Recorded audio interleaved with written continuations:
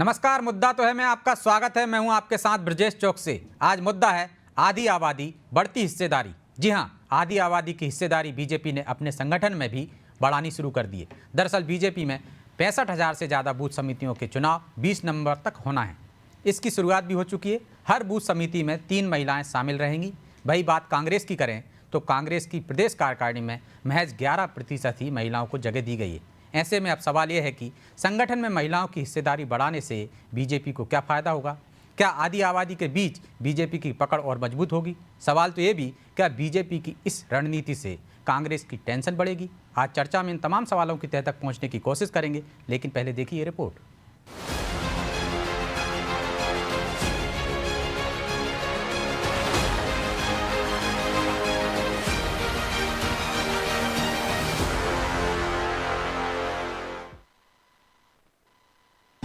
BJP में संगठन चुनाव, आधी आबादी पर दाव।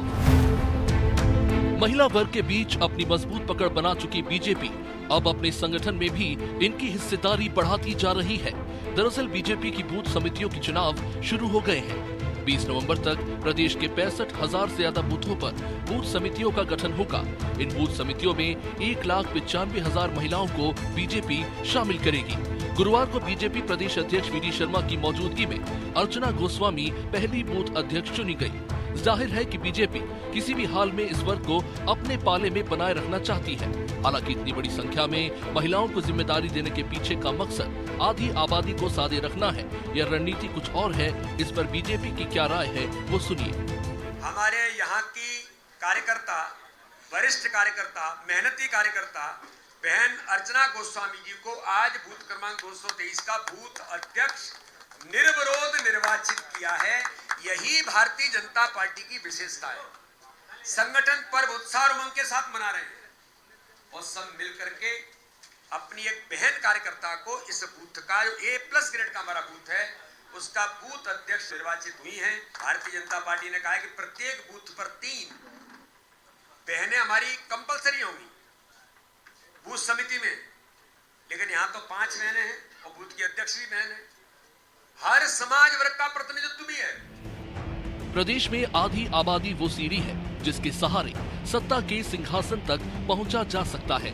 लिहाजा बीजेपी के साथ कांग्रेस भी इस वर्ग पर डोरे डाल रही है।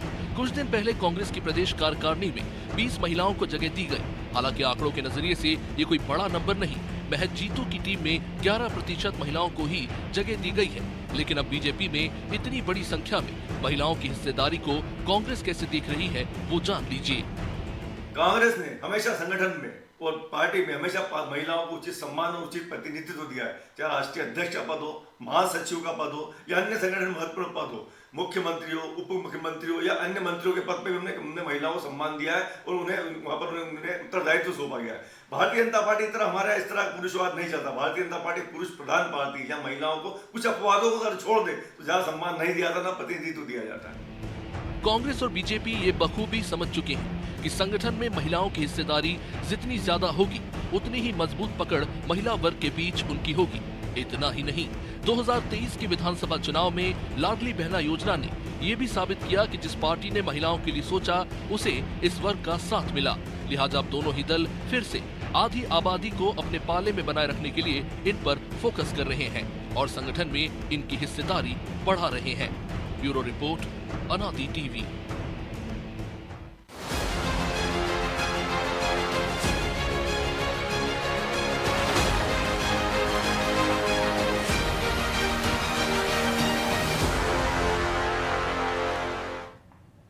तो इस मुद्दे पर चर्चा के लिए हमारे साथ जुड़ गई हैं बीजेपी प्रवक्ता मंजरी जैन, कांग्रेस प्रवक्ता स्पर्श चौधरी और वरिष्ठ पत्रकार दिव्या गोयल। आप सभी का बहुत बहुत स्वागत है। मंजरी जी, शुरुआत आपसे ही करते हैं। कांग्रेस ने आरोप लगाया है कि पुरुष प्रधान पार्टी है आपकी। उनकी पार्टी में तो राष्ट्रीय अध्यक्ष भी महिला थी, तो वो अपने संगठन में बराबर की हिस्सेदारी देती हैं, उनको सम्मान करती है कांग्रेस। आप लोग नहीं करते हैं महिलाओं का सम्मान। नहीं, देखिए ये सम्मान तो हमने उनके अभी कुछ समय पहले जब चुनाव का समय था तब हमने देखा था कि वो महिलाओं का किस कदर सम्मान करते हैं। कि एक हमारी कांग्रेस की जो कार्यकर्ता बहन थी, उनको जब सुंदरकांड का पाठ चल रहा था तो उनको कैसे अपमानित करके वहाँ से बाहर निकाला गया। एक जिला पंचायत के अध्यक्ष, पूर्व अध्यक्ष थी, उनका कैसे अपमान किया गया। और कैसे एक राष्ट्रीय स्तर पर हम देखते हैं कि एक जो प्रवक्ता थी उनको भी किस तरीके से अपमानित किया गया चुनाव के दौरान। राजस्थान में उनको जो है शराब भी ऑफर की गई। तो वो सब घटनाक्रम हमने देखा है। और किस तरह इनके जो नेता हैं महिलाओं के प्रति मानसिकता रखते हैं। कभी टंचमाल कहते हैं, कभी बच्चा पैदा करने वाली मशीन कहते हैं, तो कभी आइटम कहते हैं, कभी रस नज़र आता है महिलाओं में। तो ये मानसिकता वाले लोग हैं ये। और ये बड़ी बड़ी बातें करने से कुछ नहीं होता। भारतीय जनता पार्टी की सरकार अगर इनकी मंशा होती महिलाओं को सम्मान देने की, तो फिर ये महिला आरक्षण बिल क्यों नहीं ला पाए थे, क्यों आप उसको पास नहीं करा पाए थे? क्योंकि आपकी इच्छा नहीं थी, उसके पीछे कोई इच्छा शक्ति नहीं थी। माननीय प्रधानमंत्री नरेंद्र मोदी जी के नेतृत्व में और उनकी मजबूत इच्छा शक्ति के कारण ही आज नारी शक्ति वंदन बिल आ पाया, जिससे कि महिलाओं की सहभागिता अब नीति निर्धारण में राजनीतिक रूप से करने की जो उन्होंने पहल की है वो भी स्वागत योग्य है। तो ये भारतीय जनता पार्टी जो कहती है वो करके दिखाती है। अगर हम देखते हैं कि हमने देखिए, अगर महिलाओं को यदि समान रूप से अवसर प्रदान करना है, उनको समान रूप से सामाजिक धारा में जोड़ना है, तो निश्चित तौर पर उनको आर्थिक रूप से, सामाजिक रूप से, राजनीतिक रूप से, हर तरह से उनको शैक्षणिक रूप से मजबूत करना होगा। और इस दिशा में भारतीय जनता पार्टी की दोनों सरकारों ने, जहां जहां भी राज्यों में सरकार है भारतीय जनता पार्टी की, अकेले मध्य प्रदेश की बात नहीं कर रही हूं, और केंद्र में भी महिलाओं के अधिकार के लिए जिस तरह से काम हुए हैं, चाहे वो बेटी बचाओ बेटी पढ़ाओ हो, और मध्य प्रदेश में यदि हम लाडली लक्ष्मी से लेकर और लाडली बहना तक, यानी जन्म से लेकर उसकी पढ़ाई से लेकर उसके खर्चे और उसके हर जरूरत को पूरा करने के लिए जिस तरह मध्य प्रदेश की सरकार ने काम किया है वो तारीफ काबिल है। और उसी तरह आगे जो अब डॉक्टर मोहन यादव जी की सरकार है वो भी उसी को आगे बढ़ाते हुए महिलाओं को सशक्तिकरण करने के लिए काम कर रहे हैं। और आज हमारे संगठन में भी महिलाओं को 33% पहले से ही आरक्षण दिया हुआ है। और जिस तरह से कल से हमारा जो संगठन पर्व शुरू हुआ है, तो उसमें पहली जो बूथ अध्यक्ष बनी है वो हमारी बहन, उनको मैं बहुत बहुत बधाई आपके चैनल के माध्यम से देना चाहती हूँ। तो ये दिखता है स्पष्ट कि हमने पुलिस की नौकरियों में भी जो है 50% कर दिया। पहले शिक्षा विभाग में हमने 50% किया था और 33% पुलिस की नौकरी में था, लेकिन डॉक्टर मोहन यादव जी ने उसको बढ़ाकर 50% कर दिया है। तो इस तरीके से उनको हर तरीके से हर जगह उनकी सहभागिता सुनिश्चित हो, नीति निर्धारण से लेकर हर जगह वो अपनी बात रख सके, हर तरीके से उनको मजबूत करने का, सशक्तिकरण करने का यदि काम किया तो भारतीय जनता पार्टी की सरकार ने किया है। तो स्पर्श जी, वो तो कह रहे हैं लगातार हम काम करते जा रहे हैं, चाहे लाडली लक्ष्मी योजना हो, चाहे लाडली बहना योजना हो, चाहे आरक्षण देने की बात हो, चाहे आरक्षण बिल की बात हो। कांग्रेस ने क्या किया? कांग्रेस के मंच पर देखते हैं कि किस तरह से सार्वजनिक रूप से अपमानित होती हैं महिला नेत्रियाँ, और आपके ही दल से आवाज़ उठती है, कई बार उठी है। चाहे छत्तीसगढ़ की बात करें, उत्तराखंड की बात करें या हिमाचल की बात कर लें, और अभी केरल की भी बात कर सकते हैं। ताज़ा मामला है जिसमें उन्होंने कहा था कि राजनीति में आगे बढ़ने के लिए महिलाओं किस तरह से शोषण होता है। तो पहली बात तो ये जो मुद्दा है इस विषय में मैं कंबोदा जाटव जी का जिक्र करना चाहूंगी, जिन्हें कल दलित बस्ती में विजयपुर में जो तोड़फोड़ हुई है उसमें उनका दैनिक मैं आपको फोटो भी दिखा सकती हूँ फोन पर।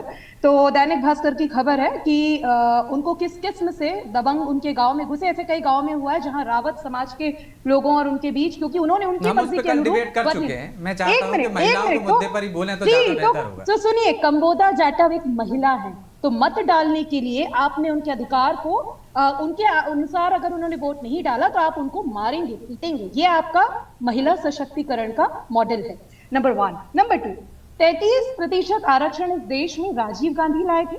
धीरे धीरे अलग अलग हिस्सों में, प्रदेशों में अलग अलग सरकारों ने इसको 50% बढ़ाया। तो और तीसरी चीज, चुनाव के पूर्व संध्या पर बिना जनगणना की तिथि बताए, बिना परिसीमन की डेट बताए, डेडलाइन बताए, आरक्षण का बिल लाने पर अपनी पीठ थपथपा ली।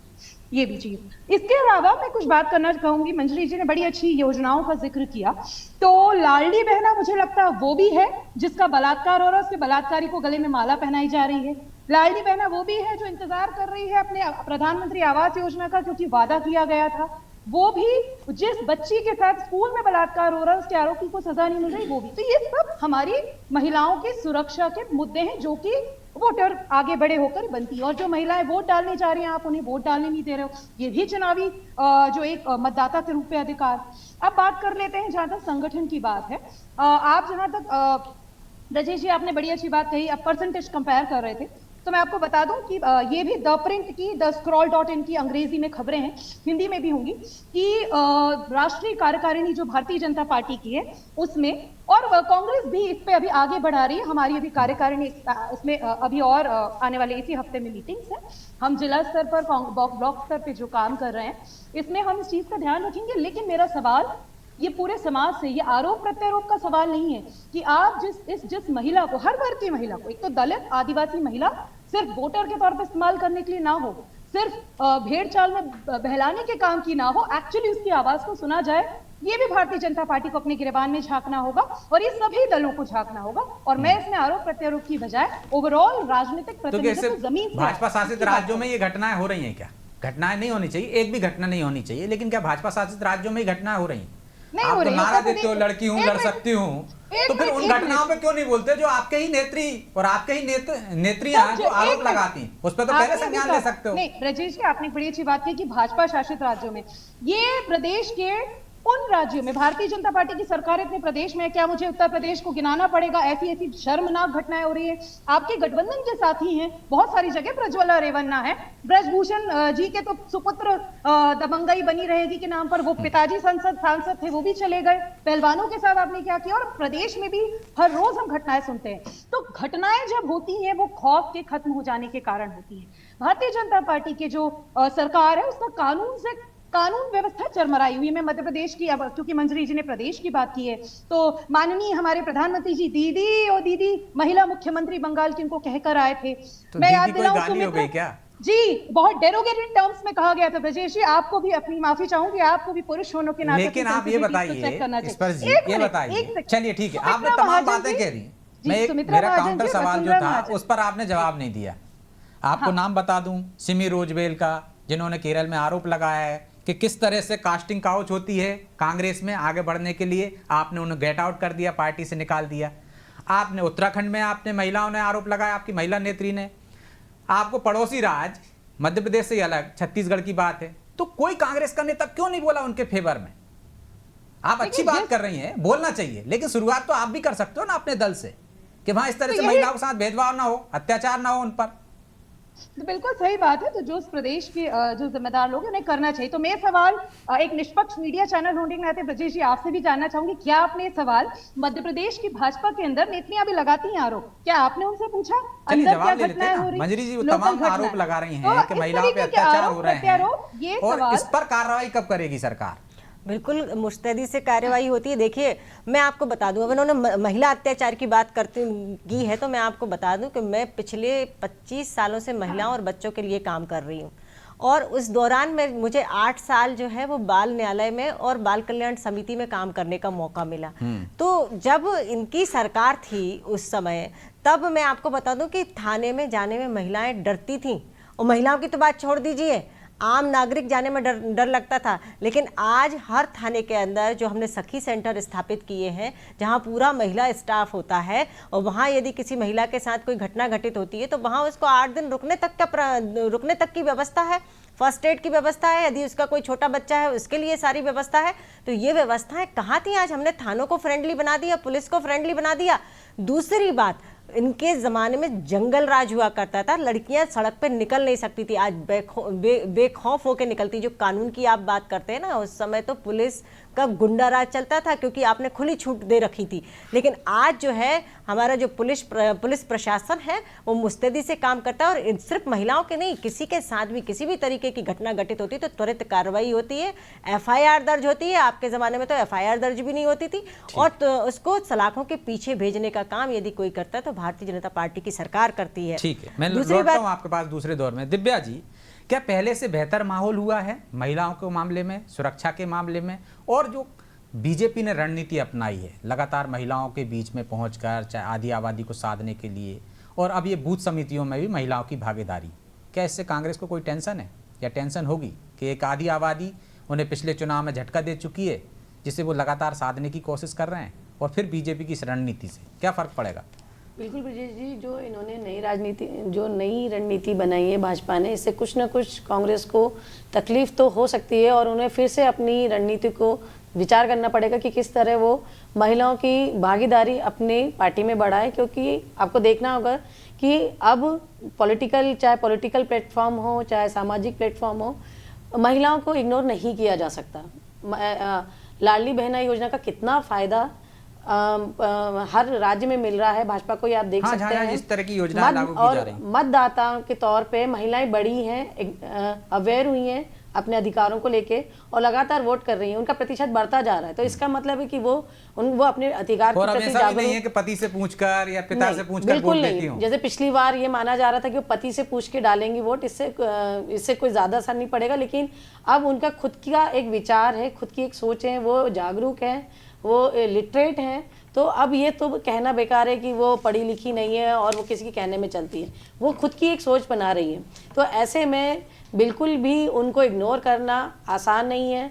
आपको देखना होगा कि जो अभी विधानसभा चुनाव हुए थे उसमें भाजपा की ज़्यादा महिला विधायक जीतकर आई। ये पॉलिटिकल पार्टीज को ये समझ आ रहा है कि चाहे कोई भी प्लेटफॉर्म हो, हमें इनको इग्नोर नहीं कर सकते, और शायद भाजपा को यही चीज़ इन्होंने एक बाजी मार ली है ये करके कि अब बूथ स्तर पर महिलाओं को ज़्यादा प्रमुखता दी जा रही है। एक एक बूथ पर 3-3 सदस्य बनाए जाएंगे, तो ये एक सराहनीय कदम है, नो डाउट। और इससे महिलाओं की सक्रियता बढ़ेगी कहीं ना कहीं। अब जैसे रिजर्वेशन हो रहा है, लोकसभा विधानसभा सीटों में रिजर्वेशन हो रहा है, तो कहीं ना कहीं महिलाएं सक्रिय होंगी। जो सरकारों की जो पॉलिटिकल पार्टी, लेकिन महिला सशक्तिकरण की बात तो दोनों ही दल करते हैं, और आपको लगता है कि उतनी सशक्त हो रही है महिलाएं? देखिए, जिस तरह की बातें हो रही हैं, अगर हम बात करें कि कितना ये कोटा देते हैं, परसेंटेज देते हैं, तो प्रैक्टिकली अगर देखा जाए, देखते हैं कि परसेंटेज तो दे देते हैं पंचायत चुनाव में। पत्नियां बन भी जाती हैं, नेता की पत्नियां बन जाती हैं, लेकिन कौन चलाता है? काम कोई और करता है। देखिए, जो चेंज होता पति करते हैं, सरपंच सोसाइटीज में जो चेंज होता है वो धीरे धीरे होता है। आप एक दिन में कोई जादू नहीं देख सकते, पर आप अगर उठा के देखेंगे, पुराने सारे रिकॉर्ड्स उठा के देखिए, पुरानी सारी चीज उठा के देखिए, तो कहीं ना कहीं बदलाव आ रहा है। ये बात सही है, ऐसी खबरें देखने में आती हैं, चाहे वो कांग्रेस हो चाहे वो बीजेपी हो, कि कहीं ना कहीं अगर पार्षद पत्नी जीत के आई तो पार्षद पति काम कर रहा है, पंचायत में भी पार्षद पति काम कर रहा है, वहाँ पे पंचायत में भी पति काम कर रहा है। पर ये कुछ घटनाएं, लेकिन अब वो अवेयर भी हो रही, पढ़ी लिखी महिलाएं अब पॉलिटिक्स में आ रही हैं, तो वो तो काम कर ही रही हैं, तो चेंज हो रहा है। तो चेंज तो हो रहा है, चेंज अपराध में भी हो रहा है क्या? महिलाएं पहले से ज्यादा सुरक्षित महसूस करती हैं क्या? अभी भी वैसा ही माहौल है जो घटनाओं का स्पर्श जिक्र कर रही हैं? घटनाएं देखिए, घटनाएं तो बढ़ेंगी ही, जिस तरह का एक्सपोजर हो रहा है। आप देखिए, सोशल मीडिया का जमाना आ गया है, आप क्राइम करने से लोगों को नहीं रोक सकते, सोशल मीडिया का जमाना है। लेकिन क्राइम पे कितनी जल्दी पुलिस अपना कार्रवाई करती है, ये बहुत ज्यादा जरूरी है। थोड़ा बहुत अंतर आया है, लेकिन पुलिस को शायद और ज्यादा गंभीर होने की जरूरत है। ठीक है, तो अंतर तो आया है और भागीदारी भी बढ़ी है इस पर जी, लेकिन वो कह रही हैं कि सड़क पर जिस तरह से मंजरी जी ने भी आरोप लगाए हैं कि महिलाएं अब सुरक्षित हैं, सड़क पर निकल सकती हैं, आपके दौर में तो एफआईआर दर्ज नहीं होती थी, डरती थी महिलाएं। एनसीआरपी के आंकड़े मुझे लगता है मुझे किसी को बताने की जरूरत नहीं है। नहीं, बता दीजिए दर्शकों के लिए कम से कम। तो दश की नहीं, जो एग्जैक्ट नंबर मुझे याद नहीं, बट रिपोर्ट्स ऑनलाइन है। दश की जो आंकड़े आते हैं, डेकेडल जिसे कहते हैं, वो लगातार बढ़े हैं, क्योंकि माननीय शिवराज सिंह जी, पूर्व मुख्यमंत्री मामा जी, प्रिय भांजियों के मामा जी इस देश के रक्षक थे, इस प्रदेश के। तो उसके बावजूद प्रदेश में लगातार जो महिलाओं के खिलाफ दुष्कर्म बढ़े, खासकर दलित और आदिवासियों के खिलाफ अपराधों में हम अनफॉर्चुनेटली टॉपर्स में से एक। ये बात मैं हमेशा कहती रहती हूँ कि अगर हम हमारे सबसे जो तबका है जिसको सबसे ज्यादा जरूरत है, उस वर्ग की महिलाओं को हम इस तरीके से अभी वोट उपचुनाव में तो देख ही लिया हमने कि हम कुछ नहीं समझते हैं। तो उनकी ये घटना से आप पूरी महिलाओं को असुरक्षित थोड़ी नहीं कह सकते ना। फांसी का प्रावधान मध्य प्रदेश में है, सबसे पहले लेकर आए थे। क्या आप राजधानी में रहती हैं स्पर्श जी, यहाँ रात में आपको निकलने में डर लगता है क्या? नहीं जी, इतना भी ऐसा असुरक्षित माहौल है क्या? नहीं राजेश जी, बहुत अच्छी बात कही आपने कि फांसी का कानून पिछले कुछ सालों में, बीते सालों में कितने दुष्कर्मियों को, इतने विभत्स दुष्कर्म हो रहे, कितनों को फांसी की सजा तक पहुंचने की प्रक्रिया से गुजरने का हुआ है। तो आप जब किसी को पकड़ा जाता है, सीखचों में डाला जाता है, उसके बाद की प्रक्रिया में क्या क्या हो रहा है, क्या मीडिया इस पर डिस्कशन करता है, क्या समाज में इस पर चर्चा होती है? तो मेरा क्वेश्चन ये है कि आपने कानून लिया है तो क्योंकि कानूनी हल्ला प्रक्रिया मचा का हुआ तो पालन करना ही पड़ेगा ना। फांसी ऐसे तो है नहीं है कि आप पूरी कानूनी लड़ाई तो लड़ना ही पड़ेगी ना, उसमें प्रावधान है कब तक आप चालान पेश कर दोगे। ब्रजेश जी, आप माफी चाहूंगी लेकिन मैं एक लड़की हूँ, मुझे लगेगा कि मैं खुले में, अच्छा चलिए अब राजनीतिक, अगर हम आम लड़कियों की बात भी करें, एक आम लड़की के तौर पे भी, तो मुझे या किसी बच्चियों के साथ जो हो रहा है आजकल, बच्चियों के खिलाफ जो अपराध बढ़े हैं, क्या वो बहुत आम बात थी? पहले बहुत आसान बात थी कि स्कूल के अंदर सुरक्षा की कमी हो गई है, एक्शन तुरंत लेने की कमी। और हाँ, एक और चीज है, जो आजकल पॉलिटिसाइजेशन वाली बात है, आप IIT BHU के जो गैंग रेपिस्ट थे, अपराधी, वो आपकी पार्टी के सदस्य थे, वो मध्य प्रदेश में प्रचार करने आए, वहां तक तो एक घटना थी, वो छूटे तो माला पहनाई गई। तो जब तक ये समाज में बना रहेगा, इस पे तो आपको अग्री करना चाहिए आप सभी को, कि जब तक ये बना रहेगा कि जो भी अपराधी हैं उनका सम्मान होगा, क्योंकि वो किसी स्टेट, जो आपकी सरकार से जुड़ी पार्टी से जुड़े, तब तक वो नहीं बदले। तो मुझे ऐसा लगता है कि इसको अगर बदला जाए, ये मैं तो पहल सबको करना पड़ेगी ना। आपका अच्छा सवाल है, लेकिन कांग्रेस भी पहल करे। मंजरी जी, आपको भी पहल करनी चाहिए। दीजिए जवाब। सबसे पहले तो इनको जरूरी है कि इनके जो अभी विधायक हैं, पार्टी में महत्वपूर्ण पद पर हैं, उनके घर में एक महिला ने फांसी लगाकर आत्महत्या कर ली थी, सबसे पहले तो उनको हटा देना चाहिए। और जिन लोगों ने अपमानजनक जो शब्द बोले हैं, मैं नाम सहित बता दूं, आप बोले तो उनको हटा दीजिए। पार्टी में से जो आपके बहुत वरिष्ठ नेता हैं उनको हटा दीजिए। तो सबसे पहले आप ये शुरुआत करिए। कहने में देखिए बहुत फर्क होता है, कहने में और करने में।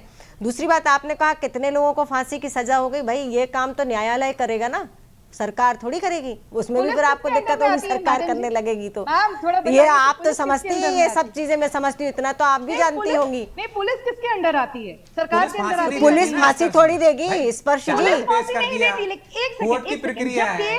और आपको बता दूं स्पर्श जी, शायद आप परिपक्व का जवाब दे रही हूं, नहीं, आप तर्क पेश कर रही हैं। के हाथ में होता है, शुरुआत वहां से होती है, वहां से वहां तो हो रही है ना, वहां तो हो रही है ना।